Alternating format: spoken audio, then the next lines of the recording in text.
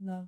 Super, evo, bližimo se kraju, sve 300 podijelile, mislim, onako lijepi uvid u svoj put i zapravo nekakav razvoj indie igara. Je sad pitanje od $1.000.000. Spomenula si i ti sad Scam i Croteam, mislim da svi znamo za Serious Sama, za, ne znam, Escape Simulator i takve stvari. Imamo velike studije s velikim igrama. Vi ste bazirane zapravo ti malo manje, ali ajde na to nekakvo indie tržište. Isplatili se u Hrvatskoj, je li u Hrvatskoj moguće proizvesti indie igru koja će biti dobro prihvaćena i u konačnici od koje će se moći živjeti, ili ako ne živjeti, barem steći nekakav opet kapital za dalje projekte? Pa ja mislim da definitivno. Ima jako puno primjera toga. Evo, zadnji je Misfit Village i Go Home Mene. Znači, fenomenalna igra, mali tim iz Hrvatske i super su prošli. Tako da mislim da postoji mogućnost, ima toliko mjesta gdje se može pitati ako ne znaš gdje si. To što si spomenula, da jednostavno svi su tu da ti pomognu. Nitko ne čuva, nitko ne gatekeepa informacije. Svi su jako otvoreni za bilo kakvu pomoć. Tako da ako si tek počeo, jako je jednostavno doći do informacija na koji način pristupiti nekim problemima i treba samo početi realno. A onda s vremenom sigurno se može dogoditi da neka igra uspije. Ne mora biti prva, ne mora biti druga, ali u nekom momentu će uspjeti. Tako da mislim da je to jako, jako bitno. Mislim da bi bitno trebalo spomenuti i financiranje, zato što je to jedan od glavnih dijelova. Znači House financira video igre i sad već petu godinu, mislim da je najviše tu. Ok, ne bitno, uglavnom dosta godina. Tako da, recimo na tom dijelu bi bilo odlično kad bi se nadograđivalo, kad ne bi bio samo House, kad ne bi bilo, tipa recimo da bi publisheri postali hrvatski, to bi bilo jako, jako velik push u smjeru hrvatskih igara, jer nama to fali, mi svi tražimo publishere vani. I recimo taj dio bi bio izrazito dobar da kad bi postojala ta neka scena u Hrvatskoj. Mislim da se neće niko ljudi tako malo još produžimo ovaj razgovor. Već dotaknuli financiranja. Ok, već smo zapravo s tom smo malo prošli taj dio, imate nekakve očekivanja, većina zapravo isto, pogotovo indie developera koji tek kreću, znam da rade neke druge poslove, da im je ovo nekakva ljubav i to sve ostalo. Jeste li pokušali zapravo, ja konkretno vas dvije, koje ste vlasnice svojih studija, tražiti financiranja? Ok, dobile ste Havcov poticaj, što je bio jako velik, naravno, uranac, ali jeste li pokušali tražiti financiranja na nekim drugim izvorima i kako je to prošlo? Konkretno, znamo uvijek svi, za sve živo, za svaku industriju postoji nešto što se zove sponzori. Sad, mislim da naša gaming industrija dosta ili zazire od toga ili ne ide prema tome i mislim i konkretno kroz sva nekakva iskustva marketinški odjeli u nekakvim mainstream brendovima nisu još uvijek dovoljno otvoreni prema gaming industriji, jer mislim da jednostavno ne razumiju dubinu i mogućnosti koje pruža. Pa jeste li pokušali biti ta nekako financiranje tražiti negdje dalje? Izvan natječaja i tih institucijskih podršci, recimo. Da. Tehnički ne. U početku smo tražili publishera za Buru, ali smo jednostavno zaključili da, s obzirom da je prva igra, nismo nikad ništa napravili, jednostavno toliko ćemo vremena potrošiti tražeći da nećemo nikad ništa napraviti. Tako da smo zaključili da ćemo ovu izdati sami, a onda ćemo u budućnosti tražiti. A ovo što se tiče financiranja, stalno se prijavljamo na neke natječaje. Sad evo zadnje, bila sam dio pokreta, to je zove se kao pokrene nešto svoje, gdje se u biti odnose na male tvrtke u bilo kojoj industriji. I imaš mentore i oni ti pomažu da, ajmo reći, pušaš svoju ideju dalje. Tako da, ne znam, mi smo dobili sad 25.000 eura preko Hamak Bikora nakon što sam pičala Buru i postali smo dio, ajmo reći, toga. Tako da ima mogućnosti, samo opet to uzima toliko vremena i toliko treba kopati i tražiti da zambrno. Ali sastavni dio posla, mislim da to moja stolica malo škripi, pa ne već se bazirat. Da je to jednostavno sastavni dio svake industrije, svake poduzetničkog puta. Kako ste zapravo, jeste li napravili nešto što se zove poslovni plan na početku? Evo, konkretno vas dvije. Jeste li imale ideju koliko će vam, jer evo recimo ti si sad rekao, vi ste probili, ajmo reći to, sve rokove i odlučili ste si da dovoljno vremena tako da krenete zadovoljni igrom. Jeste li, to jest kako ste se kreirali poslovni plan, jeste li imali pomoć tu sa te strane, ali to sad nije samo pomoć nekoga iz gaming industrije, nego netko ko zna brojke, bilanca, prihodi, rashodi i sve ostalo, kako je taj dio izgledao pripreme zapravo za projekte? Pa da, to je bilo, ja ne znam kako je bilo tebi, ali meni to bilo skroz nešto novo, ali radili poslovne planove, jer mislim, tu postoji generalno, ne samo u gamingu, jedan veliki problem, mislim da ljudi nisu ekonomski dovoljno obrazovani. Da, zapravo ne znaju ništa. Ja se sjećam kad sam ja završila sa faksom, oni su mi rekli odi na burzu, tam se prijavi valjda i idemo dalje. Ali zašto? Ne razumijem šta trebam. How please? Nisam više imala onu referadu da mi kažu šta trebam, nego sad sve moraš sam. I niš mi nije bilo jasno. Ali jednostavno sjedneš, istražiš, pitaš sve ljude okolo. Mislim, evo, mi smo imali tu stvarno veliku pomoć od Spielfabrika koji su nas naučili malo o produkciji, o rađenju poslovnih planova i to što se sjećam kad se ja njima prezentirala naš poslovni plan i plan financiranja, svi su naravno jako, rekao bi, popljuvali zato jer smo mi toliko underselali sebe i stavili smo nekakav minimum cifre sam zato da nećemo tražiti previše jer smo žija. I plaće, ma kakve plaće, sam da igra bude, i onda su nas toliko popljuvali i kao to nije mentalitet kakvim bi se trebala, kako bi firma trebala funkcionirati. Ti tražiš onoliko da možeš normalno živjeti, da ta igra može normalno funkcionirati, a ne undersellat, jer te zapravo niko neće shvatiti ozbiljno. Onda mi je to kompletno promijenilo nekakav mentalitet u pogledu. Uvijek sam mislila da moram biti ponizna zato jer tražim nekakve novce, zato jer neko meni daje novce pa ajde, tražit ću najmanje što mogu, ali onda shvatiš kasnije ne, ja hoću da moj projekt uspije i tražim sponzore koji žele sudjelovati u tom projektu. I to vrlo vjerojatno znači da možda nećeš pokriti sve, ali ili možda će doći par sponzora i neće ti dati sveukupni iznos. Ali ako si to nekak to prihvatiš, na neki način se uvijek sve sredi, sve nađe nekak. Da, ako undersellaš sebe, zapravo govoriš da niti ne vjeruješ u projekt, pa zašto bi jedan netko drugi? Super bila izjava da nijedan publisher ne želi gladnog developera. To što kad si gladan ne možeš se skoncentrirati na igru. Da. Tako da ne trebamo se undersellati. Da. Pogotovo recimo kad pogledamo neke velike tvrtke, recimo samo novce koje potroše na ručak za svakog zaposlenika, kao to je nama ogroman novac, a to je njima ništa. Tako da treba se dobro znati prezentirati. Treba biti realističan od tih poslovnih planova i svega. I vremenski koliko će to trati, koliko će ljudi trebati sudjelovati na tome i jednostavno treba biti realističan. Da, još sad dovezala na ovo još prethodno pitanje da se u Hrvatskoj može kreirati uspješna igra. Ja bi sad svakako može. Imamo nevjerojatnu količinu ljudi koji rade predobre stvari, ali baš je pitanje toga gaming industrija je jako hit and miss. Ti moraš puno varijabli poklopiti da se sve slaže u isto vrijeme da bi ta igra bila uspješna, makar bila i najbolja na svijetu. Znači, ako ti nisi imao to nekako financiranje, ako nisi bio ekonomski sposoban napraviti dobar poslovni plan i prodati to, tvoja najbolja igra na svijetu može propasti u vodu. Tako da... Ste bila... A ne, ti si. Aha, okej. Ja bih se onda dodala na to da je izrazito bitno zato početi s malom igrom kad se ulazi u to, jer to su sve stvari, znači definitivno će se griješiti i bolje je pogriješiti na manjoj igri nego potrošiti puno godina da dođeš do nečega što nakon nisi u potpunosti zadovoljan s tim.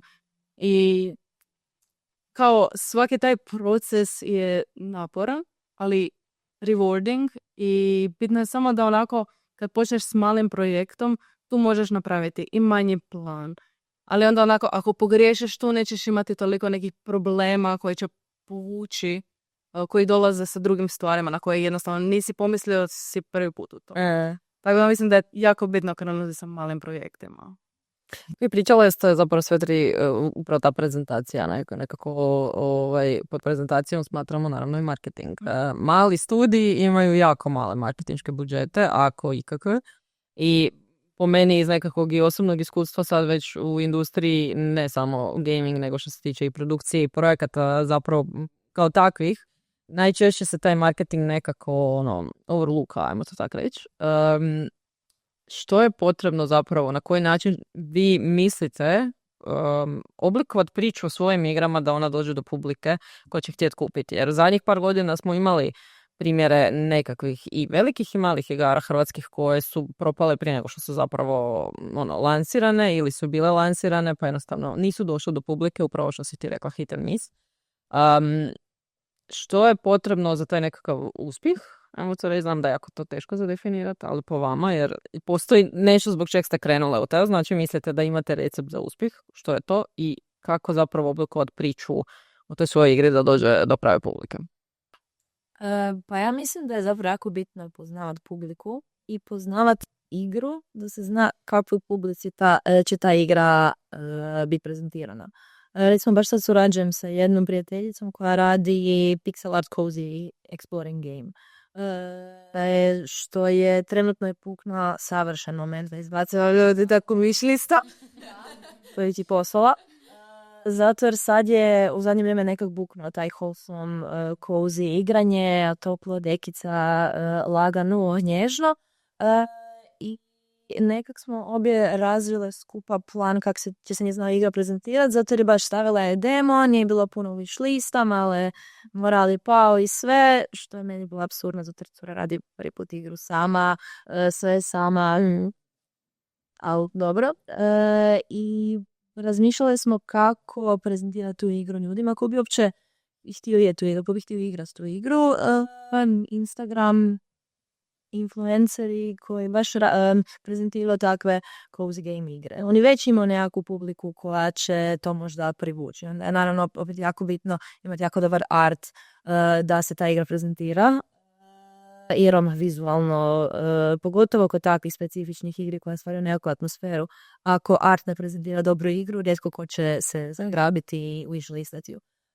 Ali istraživali smo jako puno baš publiku koja bi to igrala i probali smo piknut nekoliko tih influencera u kojem bi se igra prezentirala, koji bi došli do publike tih wholesome igri, i to je nekak kliknulo i sad je dobila hrpu wishlistova za igru. Ali bez istraživanja nema ništa. Mi recimo i za svoju Pet of You igru, pošto je to puzzle game, što sam svuda istraživala da je to najgora vrsta igre za napraviti nekakav marketinški plan oko toga, zato jer se mora što manje o igri pokazati, jer ako pažiš išta, gotovo je cijela magija. Da, ali postoji toliko nekakvih, ako ti razumiješ da je to nekakva niš publika, ako znaš di doći do te niš publike, mislim to je isto i Reddit dosta pomaže, bar meni, istraživanja u principu normalnih ljudi, to jest igrača, koji pričaju o sličnim igrama, koji govore di se može naći. Postoji jako puno stranica koji promoviraju igre, ali sve se na kraju vrti samo oko prihvaćanja šta je ta igra zapravo i ko će tu igru igrat. Mislim da jako puno ljudi, ne znam jeste vi to primijetili, ali puno ljudi koji rade igre kažu ova igra će igrat muški i ženski od 15 godina do 99 godina, svi će igrat ovu igru, ona je za sve. Nijedna igra nije za sve. To je, ne postoji univerzalna igra. Mora se točno specificirati kome se obraća, i po meni ako se stvarno fokusiraš samo na tu publiku, igra će imati nekakav uspjeh. On će mali uspjeh, ali će imati nekakav uspjeh. Tako da. Ja bi se teško je trenutno, koliko god istražuješ, mislim točno i pogoditi. Mi sad naravno imamo prednost zato što imamo serijal igara koji već ima nekakvu uspješnost, mi možemo doći do IGN-a i do nekakvih što je puno lakše, ali trenutno neka nova statistika pokazuje da ljudi sve više žele igrati mobilne igre koje se igraju na računalima, koje se igraju na PlayStationima, znači žele ih imati u džepu, tako da eto, na dobrom si putu. A osim toga je jako teško krenuti s novim IP-em, teže nego ikada, zasićenost je najveća do sada i mislim da najbolje i najviše se može profita trenutno zaraditi ako već imaš postojeći IP. I naravno, osim toga, ako imaš postojeći IP u kojem možeš još štancat kozmetike i slične stvari. Tako da, trenutno za market jako je teško, čak i za naš pucačine je prezasićeno, pa svi žele igrati Battlefieldove kodove, to se marketa svugdje, a mi kao, može malo attentiona. Realno. Pa meni je recimo bilo interesantno to što se spomenula Reddit, za tvoju igru je super, ali za moju nikako ne ide. Znači onako, zato je bitno znati koji žanr i gdje ti se nalazi ciljana publika. I onda tamo ciljate. Ali recimo nama je masu pomogao Kickstarter. To nismo recimo očekivali. Di smo mi na Kickstarteru u biti skupili hrpetinu ljudi koji su baš jako zagriženi za tu igru. Onako, mislim, razumljivo, oni su recimo kupili su, oni su financirali, ali onako, s druge strane, to su ljudi koje sam očekivala da ću naći onako, šta znam, po Instagramu, na TikToku i na takvim mjestima, ali ne i na Kickstarteru. Znači, to su došli ljudi koji su došli na naš Discord i oni su toliko uzbuđeni, toliko je lijepo vidjeti da su ljudi toliko uzbuđeni zbog igre, da je ti onak taj neki daljni polet. Ali da, bitno znati žanr, gdje su ti ljudi i realno pripremiti sve unaprijed. Da, kad radiš tijekom produkcije ujedno i onako materijale, to je stvarno jako... Ja, ti trendovi danas, mislim, jedan dan na TikToku svane novi trendi da će gledat i čekat da bude, mogu ovo primijeniti na ovo, ovako ćemo to srediti, zapakirati, evo ga i mi smo u trendu. Ali mislim da se trendovi ne smiju pratiti. To mislim da dosta indie studija ide na krivi način radne igru, zato jer recimo roguelike igre su postale trendi, idemo raditi roguelike igre. Mislim, vjerojatno ste vi bile na ovim konferencijama i svemu i točno se sjećam kad je izašao Hades, su svi radili takve igre. A onda je, uvijek traje to traje. Onda izađe nekakva nova igra, recimo prošli Reboot Blues, svi pričali o Balatros like igre i naravno bilo jako puno Baldur's Gate like igre i sve, tako da trend je dobar, ali kad je trend nama vidljiv, već je prošao. U principu, zato je to. Već postoje igre koje će izbaciti u roku od mjesec dana nešto slično. Opet će uhvatiti taj brod. A sad kak nešto dođe, postane trendi, to ja mislim da ne znam je li to ikom. Možda zato je bitno čitati tržište i to ne samo kao u igrama, nego općenito. Znači šta se dešava u svijetu, kako ljudi funkcioniraju, u kojem smjeru se kreću. Mislim da jako puno stvari utječe na našu industriju. Tako da treba biti praktički svestran i gledati u svakom smjeru. Da, baš zato mislim da recimo te wholesome igre koje su sad postale jako trendi, je zato jer je ljudima možda dosta akcije i svega, sorry.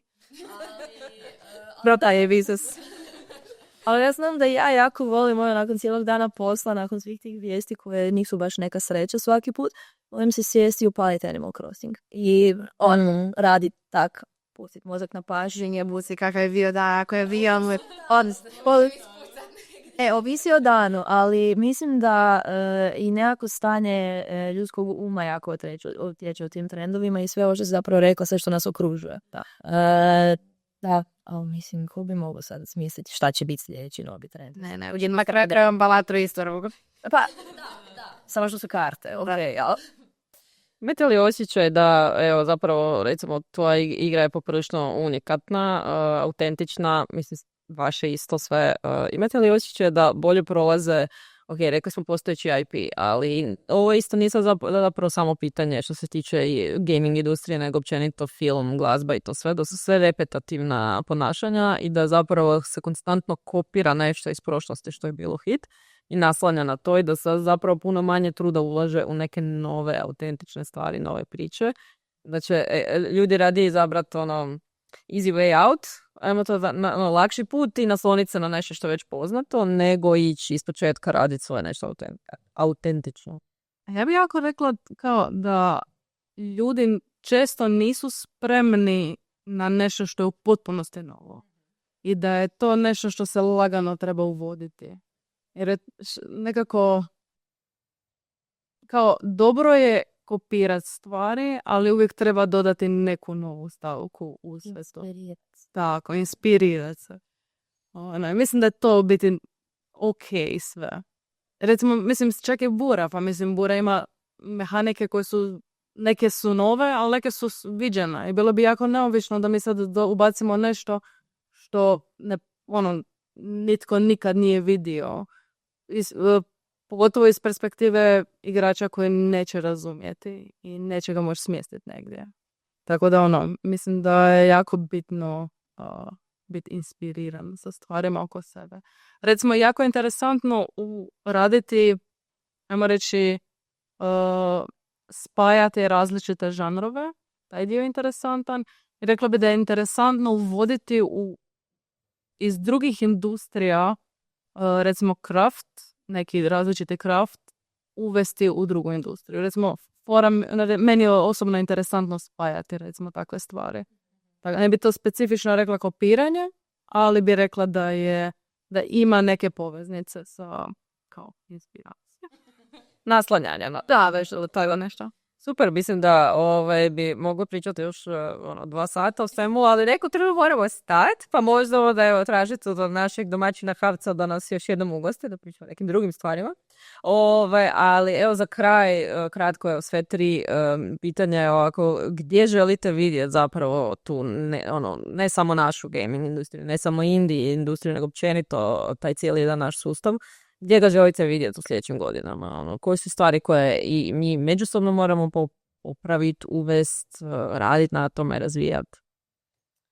Pa evo, ja ću reći, s obzirom na ovo što ste vi danas pričale i s obzirom na to koje igre znam da se rade, mislim da se radi jako puno dobrih stvari i mislim da je istina da te ljudi guraju naprijed, ali mislim da fali malo tog malo kritičkog ipak razmišljanja i malo možda te iskrenosti kad upućuješ nekog da kažeš ok, gle, tvoja ideja je super, ali trebao bi poraditi na ovim stvarima ako stvarno želiš ovo napraviti u svoju karijeru, jer biti uvijek pozitivan, biti uvijek optimističan, to nije realno u ovom svijetu igara, dok smo mi sad tu razgovarali izašlo 40 igara sigurno.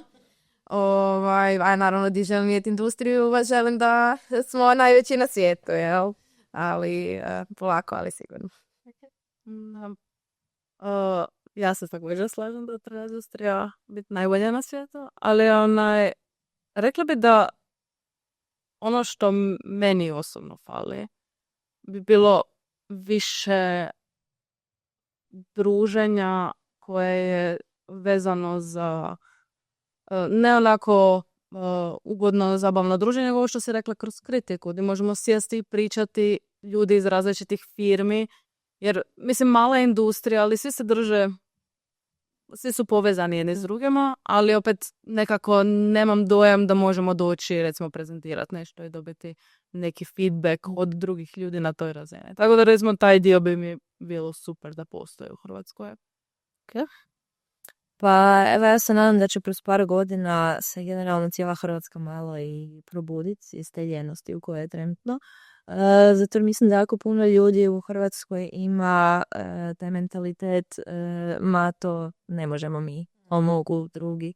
Ali sad isto kad gledamo i hrvatske studije koje su izdale nekakve igre koje su stvarno postale svjetski poznate, a i čak i kad gledamo samo igre, koji bilo takvu umjetnost, na primjer čovjek koji nije mogao šutjeti da je bio biljeta Oskara, nevjerojatna stvar. I sve se može napraviti ako se dovoljno trudiš, ako dovoljno radiš i ako padneš i ako ti ne ide, ali samo ako imaš nekakvu želju, nekakvu viziju, bitno je samo ići dalje. Mislim da su Hrvati generalno malo zaspali nekako i svi misle za gaming industriju to se radi u Americi, ma i u Francuskoj, ma u Londonu, ali nikako u Hrvatskoj. I mislim da ono što definitivno fali, što znam da je dugotrajan proces i to traje u nekoj izradi, ali generalno školovanje o igrama. Mislim da se treba maknuti ta nekakva opreka da su igre gubljenje vremena, Da se stvarno, da igre postanu na neki način vrsta umjetnosti, vrsta nekakvih umjetničkih projekata, što sad već i jesu, zato i mogu dobivati financiranje, ali da se stvarno razvije način školovanja da ljudi ne moraju tražiti YouTube tutoriale ili vući nekog za rukav kako nauči programirati za igre specifično. I mislim da kad to nekako ostvarimo da smo onda na konju, jer ćemo onda, mislim da ima jako puno kvalitetnih ljudi koji jednostavno samo ne znaju kako krenuti, treba im puno više. A jednom kada imamo malu vojskicu obrazovanih game developera, bit će puno lakše se probiti u samom tržištu. Ja bi se samo, ako mogu, nadovezala na taj dio vezano za edukaciju. Mislim da je jako bitno se sjetiti da onako game developing nije samo programiranje i 3D art ili 2D art, nego uključuje hrpetinu stvari od sound dizajna, od game dizajna, znači onak svakakvih stvari. Menadžer, da, i ima aktiv narativ, da. Znači to je sve nekako kao ne postoji u Hrvatskoj na toj razini. Ne postoji edukacija specifično, znači sound design za video igre, ne postoji narativ za video igre, postoji tečaj, postoji tipa tečaj level dizajna, ali to će uvijek biti od onako za početnike. Ja nikad neće biti za ljude koji su već u industriji.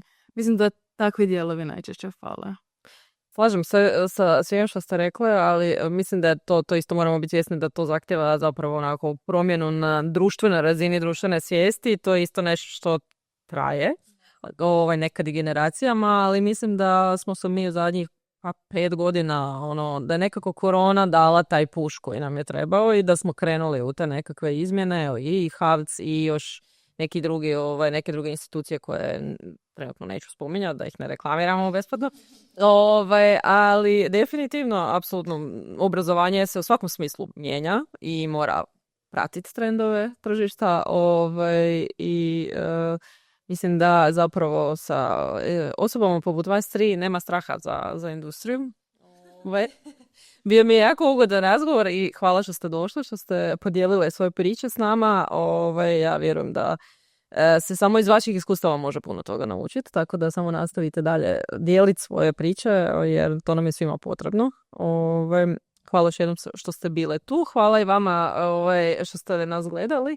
Za sve nove obavijesti i nove epizode Games Croatia podcasta naravno pratite naše društvene mreže, a i u svakom trenu o projektu možete saznati sve na www.gamescroatia.com. Pratite nas i dalje i to je to. Hvala i doviđenja.